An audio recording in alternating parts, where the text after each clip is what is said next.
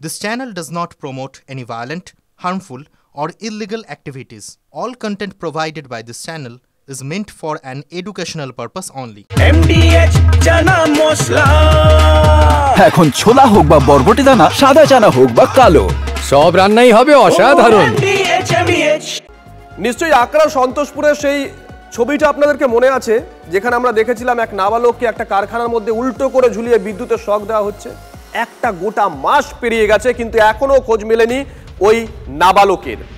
উল্টে থানায় গেলে অকথ্য ভাষায় হুমকি দিচ্ছে পুলিশ, এমনটাই অভিযোগ নাবালকের পরিবারের তরফ থেকে। আমরা দেখেছিলাম তার মা কাঁদছে, সেই মাকে নাকি এই রকম ভাবে ব্যবহার করছে পুলিশ। নিখোঁজ ছেলের খোঁজে ইসলামপুর থেকে রবীন্দ্রনগর থানায় নাবালকের বাবা মা ঘন্টার পর ঘন্টা তাদেরকে বসিয়ে রাখা হয়েছে, এমনটাই অভিযোগ করছেন তারা। এমনকি অশালীন ভাষায় পুলিশ তাদের গালিগালাজ করছে, এমনটাও অভিযোগ করছে পরিবার। ছেলের জন্য আমাদের দিতে হয়, স্টেটমেন্ট দিতে হয়, আজকে একটা দাও কালকে একটা দাও। ছেলেকে আমরা এখানে পাঠাইছিলাম, আমরা তো এখানে ছিলাম না, আমাদের ছিলাম বাড়িতে। আমরা কি করে স্টেটমেন্ট প্রত্যেক দিন গেলে আমাদের থানাতে স্টেটমেন্ট দেওয়া হয়। আমাদের ভয় দেখাচ্ছে, ভয় নিয়ে কিরকম হয়, এরকম ভয় দেখালে আমাদের 3-4 ঘন্টা ভিতরে ঢুকাই রাখে দিল, আমাদের কারো বের করতে দিল না। বাইরে পুলিশ ভাই বলছে আমাদের বেরোতে দিচ্ছে না। আপনারা দেখছি, আপনারা কেন মিডিয়া করছেন, হাইলাইট হয়ে গেছে, হাইলাইট করতে হবে না।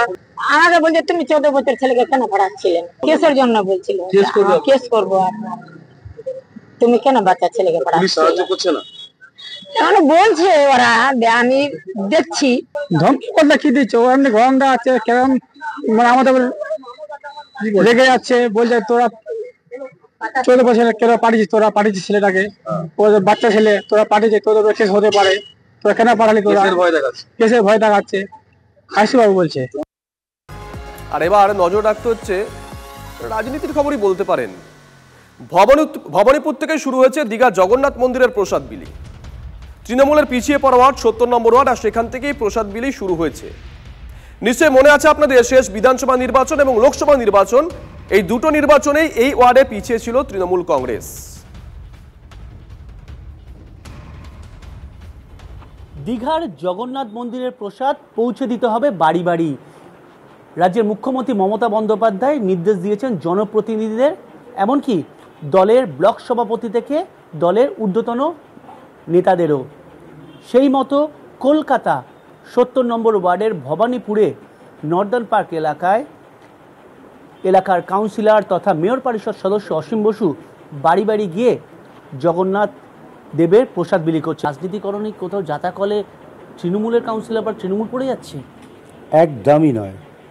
আমরা অ্যাবসলিউটলি আমাদের নেত্রী ঘোষণা করেছিলেন যে দীঘার জগন্নাথ ধামের প্রসাদ আমরা বাড়ি বাড়ি পৌঁছে দেবো, পশ্চিমবাংলার প্রতিটি বাড়িতে, এবং সেই রূপ হিসেবে আমাদের কাছে প্রসাদ এসছে, এবং সেটা আমাদের অঞ্চলের, এরা আমাদের বৃহত্তর পরিবার।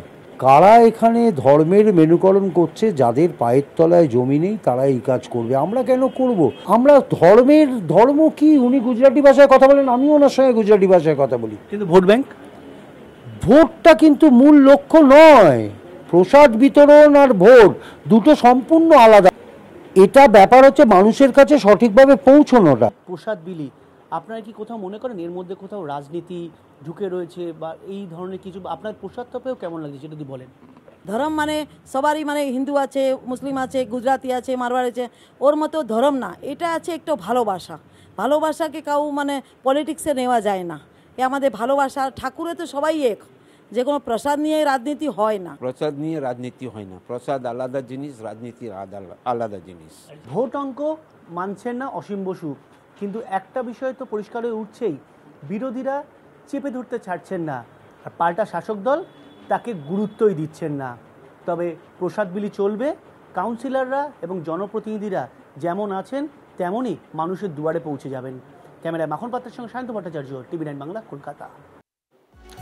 আর এবার আপনাদেরকে কলকাতা পুরসভার 70 নম্বর ওয়ার্ডের ইকুয়েশনটা একটু বোঝানোর চেষ্টা করি। মূলত অবাঙালিদের বসবাস ভবানীপুরের এই 70 নম্বর ওয়ার্ডে 26-এর ভোটের অঙ্ক কষেই কি এই পদক্ষেপ নিয়েছে শাসক দল?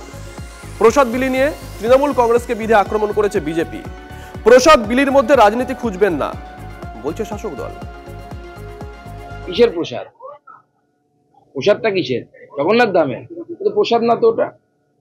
দোকানদারকে বলে দিচ্ছে যে তুমি প্যাকেটে ভরে সেটা বাড়ি বাড়ি দাও, বাড়ি বাড়ি দেওয়ার জন্য মিষ্টি সাপ্লাই করো। আমার নিজের এলাকায় বালুরঘাটে বলেছে মিষ্টির দোকানদারকে, লোকাল দোকানদারকে, যে ছোট ছোট প্যাকেটে মিষ্টি দিন, এটাই নাকি জগন্নাথের প্রসাদ। সত্যি কথাটা বলতো মমতার প্রসাদ, তাও লোককে দিত, লোক যদি নেওয়ার ইচ্ছে হতো নিত। কিন্তু জগন্নাথ দেবকে নিয়ে মিথ্যে কথা বলা, এই যে হিন্দু ধর্মকে নিয়ে সবসময় ছেলে খেলা করার যে মানসিকতা, কারণ হিন্দুরা সহ্য করতে পারে, সহন শক্তি বেশি।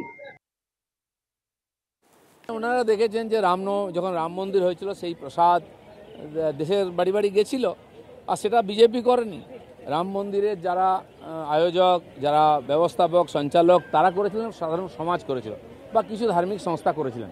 এখানে সরকার সব দায়িত্ব নিয়ে নিচ্ছে, সরকার চালানো, পার্টি চালানো, মমতা ব্যানার্জি সব করবেন, মন্দির চালাবেন, এবং তার প্রশাসন থেকে প্রসাদ বিতরণ হচ্ছে বাড়ি বাড়ি। এটা সরকারের কাজ নয়, এটা আমরা বিরোধিতা করেছি। রাজ্যবাসীকে জগন্নাথের মহাপ্রসাদ হিসাবে 42 কোটি টাকার গজা এবং প্যারা খাওয়াতে চলেছে রাজ্য সরকার। ডিএ নেই, শিক্ষকদের চাকরি অনিশ্চিত, গ্রুপ সি গ্রুপ ডির ভাতা বন্ধ হয়ে গেল। কারা দিচ্ছে জানেন এই গজা এবং প্যারা? কারা বিলি করছে? হিডকোর ভেতরের আমলারাই অত্যন্ত ক্ষুব্ধ এই ঘটনায়।